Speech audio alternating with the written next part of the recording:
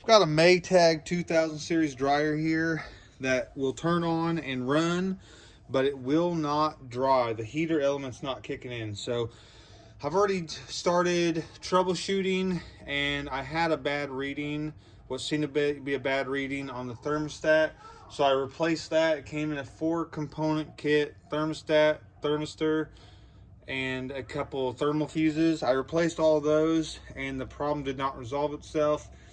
The heater, I did a visual inspection of the heater at the same time that I was ohming everything. The heater does look to be complete intact. Didn't see any broken wires on the heating element, and that leads us to believe that we are looking at replacing the control panel. So in this video, I'm going to show you how to replace the control panel. When you look at your control panel, you'll see a P/N number. That's your part number. I was able to identify the part number. Went to Amazon. They were $260. Then after that, I did a quick Google search. I found a place called Shop Jimmy's. After reading the reviews, I realized he seemed to have an upstanding shop, and he had the component I needed shipped to my door for $95. It was a $69 component, and I paid an upcharge to get it expedited shipping so I could hopefully get our dryer up and running quickly. So in this video, I'm going to show you how to access your dryer and actually replace this control panel. So on the back of your dryer here, you have 2 screws right back here. I've already unplugged them, and I've already removed those screws.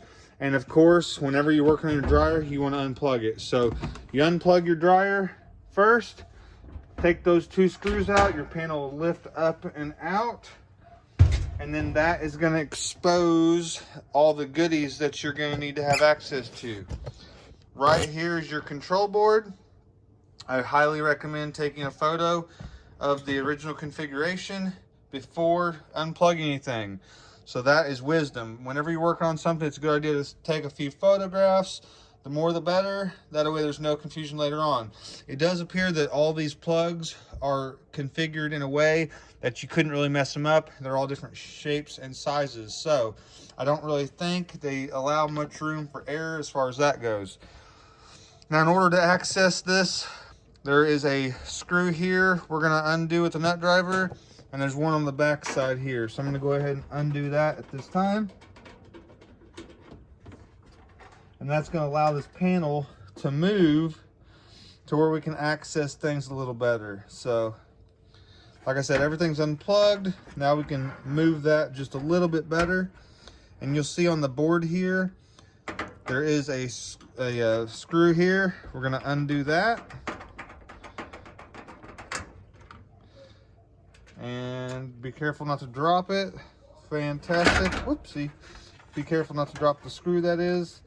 And you don't need to undo this cover, but if you see there, it's just a cover that protects some of the components. There's no fuses or anything like that in there, but I'm going to go ahead and put that back on. Once you have that undone, you can slide your board down. Let's see. Some of these have a clip. Let's see. I don't see a clip. Let's rotate it.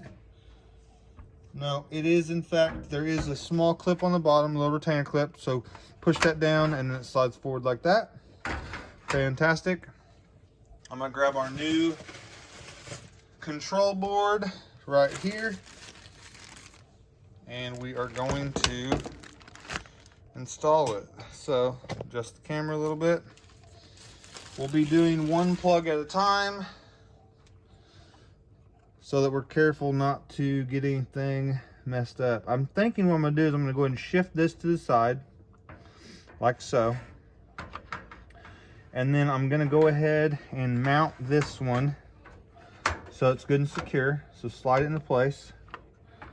And then that screw I took out, we're going to run that back into here, get everything nice and secure.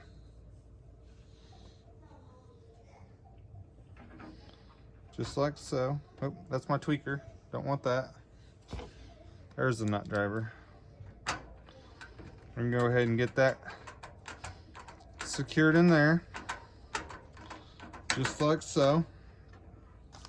Now we'll go one at a time. You do want to be careful and make sure some of these have a little clip We don't want to damage anything, so let's look around all the plugs. So I don't see a retainer clip on this one. So we're just going to pull it straight up and out. Okay. This one here has a double retainer clip. So you're going to pull it, pinch and pull. This one here has a retainer clip on the board itself. Take a tweaker in there, pry it, and then pull straight out. Okay. This one here has a little clip right there that you're going to pinch and pull. This one here has a retainer clip. You're going to pinch and pull. And the one on the bottom has a retainer clip that you're going to hold down and pull out like so. So now we can move the old board to the side and we can start plugging the new board just like so. We'll make sure that you're not damaging any of the plugs. Make sure you get everything good and lined up. Okay. Do that, guys. Second. That's on there good. Okay. Come on, baby. Sometimes they can be a bit of a bear.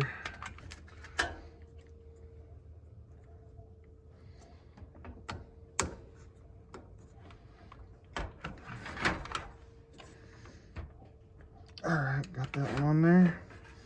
Come over, and as you can see, every one of these plugs is a different shape, so it doesn't leave much room for error, which is nice.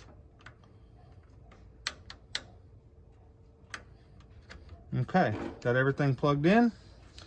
Now we can go ahead and line this back up. Grab our bolts, our screws, get those started.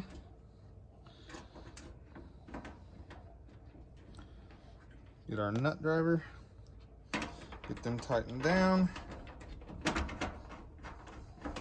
So we have everything plugged in, everything's secured. We're gonna go ahead at this time,